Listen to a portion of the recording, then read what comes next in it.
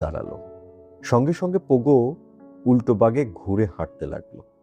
এগিয়ে গিয়ে তার পাছায় ডান পায়ের একটা লাথি কষালো নীলু।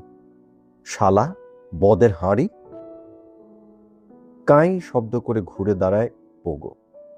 জিভ আর প্যালেটের কোনো দোষ আছে পোগোর? এখনো জিভের আর ভাঙেনি। ৩৬ বছরের শরীর, ৩ বছর বয়সী মগজ নিয়ে সে ঘুরে বেড়ায়।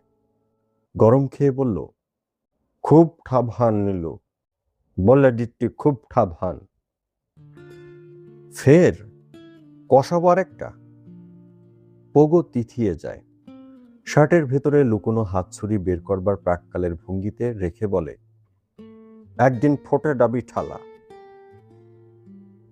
নীলু আর একবার ডান পা তুলতেই পোগো পিছিয়ে যায়। বিড়বিড় করতে করতে কারখানার পাশের গলিতে ঢুকে পড়ে। সেই কবে থেকে মার্ডারের স্বপ্ন দেখে পোগো।